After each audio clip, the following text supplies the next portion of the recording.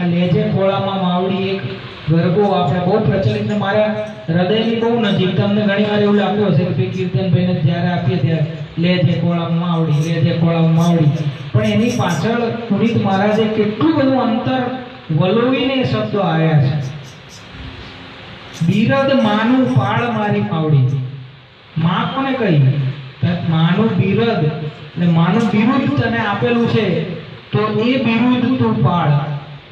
એવા વાત્સલ્ય ભાવ મારી ઉપર વરસાવ અને મને ખોળામાં લે, ભલે જેવો હોવું એવું. માયા તણુમાં પારણું રે, એને મૂક્યું જગતને ચોક મારી માવડી.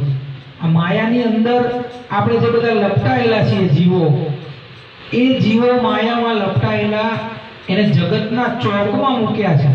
આ જગતરૂપી ચોક જેની વચ્ચે આપણે ઊભા રહેવાનું છે, જગત આખો આપણો તમાશો જોવાનો. તો એવા માયામાં લપટાઈને પાછા જગતના ચોકમાં આપણે ઊભા રહીએ, તેમ છતાંય આપણું બધું સમૂહસૂત્રું પાર પડી જાય. ક્યારે? જ્યારે આપણી માં આપણને એના ખોળામાં લે ત્યારે. આપણે ગમે એટલા મોટા થઈએ પણ આપણી માનો ખોળો એ કેટલો સુંવાળો.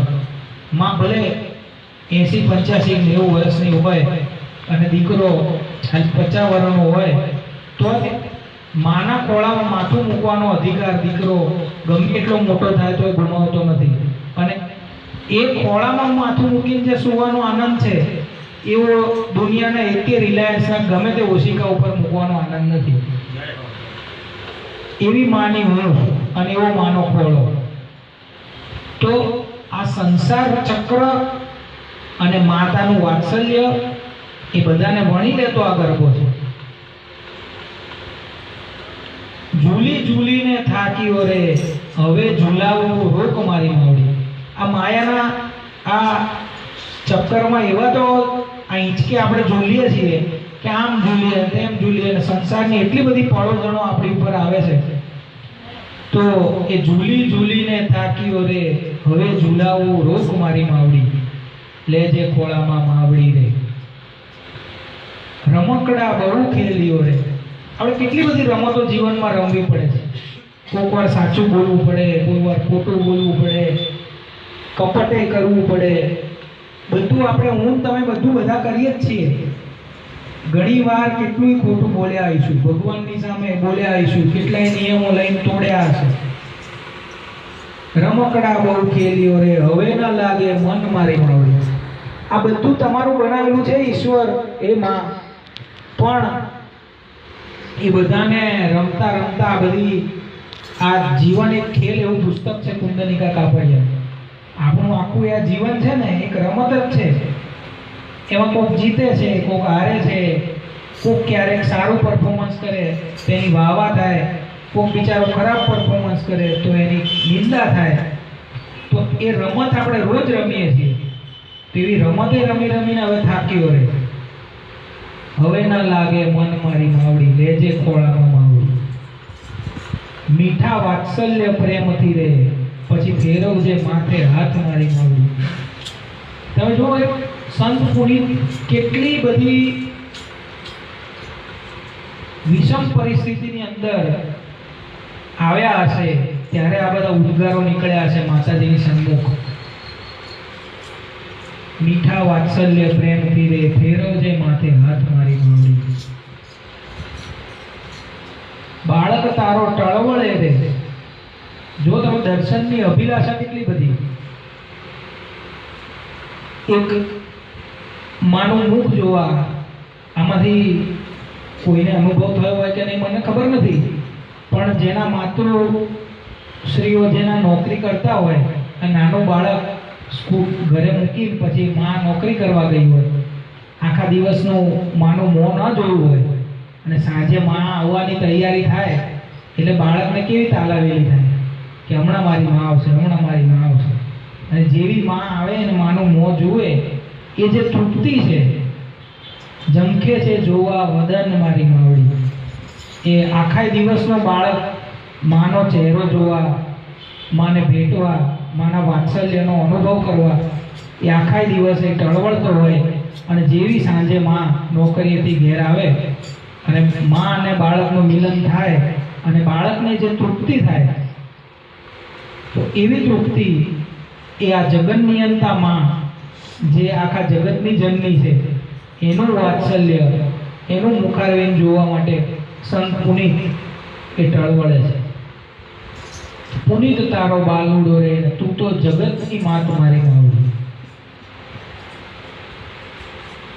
તો નવરાત્રી એ અનુષ્ઠાનનું પર્વ છે, ઉપાસનાનું પર્વ છે. આ 9 દિવસ દરમિયાન જ્યાં માતૃશક્તિઓ છે, માતૃકાવતા અમે ઘણા એવું કહે કે ભાઈ અત્યારે તો નહીં પણ ચૈત્ર મહિનામાં ખાસ કે ભાઈ ધાબે ના ઉગાય, માતાજીના રથ ફરતા હોય, ખુલ્લામાં આકાશ નીચે ના સુવાય નવરાત્રિમાં. તો એ ઘણાને એ વાત ગળે ના ઉતરતી હોય, પણ માતાજીનો રથ ફરતો હોય કે ના ફરતો હોય, પણ એ જે અદ્ભુત આહલાદીની જે શક્તિઓ છે એ બધી શક્તિઓ અત્યારે નભોમંડળની અંદર ફરતી હોય એ વાત સાવ સાચી છે. અને એ શક્તિમાંથી આપણે કંઈક શક્તિ ગ્રહણ કરવાની છે.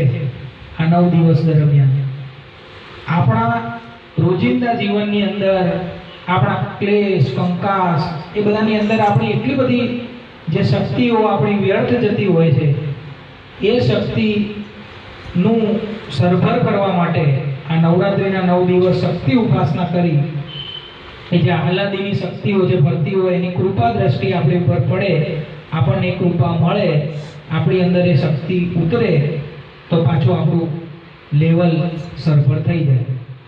તો એ શક્તિ ઉપાસનાનું આ પર્વ છે, પણ એ પર્વનો આખો મહિમા જ આપણે બદલી નાખ્યો છે. અત્યારે તમે જુઓ કે યુવાધન એ શક્તિ મેળવવાને બદલે શક્તિ વેડફવાની પાછળ લાગી ગયા છે. પાર્ટી પ્લોટોમાં જે કીડિયારા ઉભરાયા હોય એવા ગરબા થતા હોય છે. અત્યારે જ અમે આવતા હતા ઘરેથી, ત્યાં રસ્તામાં અમારે મહિલા મિલન મંદિર છે ચંદ્રનગર, ત્યાં અત્યારે નાગરોના બેઠા ગરબા એનો કાર્યક્રમ અત્યારે હતો. મને બહુ ઈચ્છા થઈ કે કંઈ બેસી જઈએ થોડી વાર, પણ 4-5 જગ્યાએ અમે નવરાત્રિમાં દર્શન કરવા જઈએ છીએ બધા મંદિરો, એટલે દર્શન કરી પછી અહીંયા આવું એવું નક્કી કરી નીકળ્યા હતા. નતર એ નાગરની એ ગૃહિણીઓ બધા રેશમી વસ્ત્રોની અંદર હોય અને કોઈ ઊભું થવાનું નહીં, બેઠા બેઠા જ બધા ગાય. અને જે એકથી એક ગરબા ને એના શબ્દો તમે જુઓ, આજ ગગનથી ચંદન ડોળાય રે સૈયર મોરી આંસોના અજવાળા, હવે મંદિરના વારણા ઉઘાડો મોરી માન, ગગન કેરે ઘાટ આવી નોરતાની રાત, માડી તારું કંકુ ખર્યું ને સૂરજ ઉગ્યો. તો આ જે ગરબા છે એ બધું વિસરાતું જાય છે અત્યારે. જૂના તમે ગરબા જુઓ, અમારા ધંધુકાની અંદર થાય છે બ્રહ્માનો ગરબો, દશા અવતારનો ગરબો, હનુમાનજીનો ગરબો, 2 કલાક સુધી એક ગરબો ચાલે.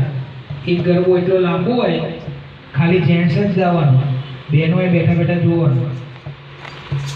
જેન્ટ્સ બધા પીતાંબર પહેરી અને માંડવીની ફરતા ગરબો ગાય, બહેનો બેઠા બેઠા જુએ. તો આ બધી પરંપરાઓ અત્યારે વિસરાતી જાય છે. તમે જુઓ થોડા વખતની અંદર તમારે સોસાયટીમાં મલ્લા માતા થતા હશે ને, એ બંધ થઈ જશે.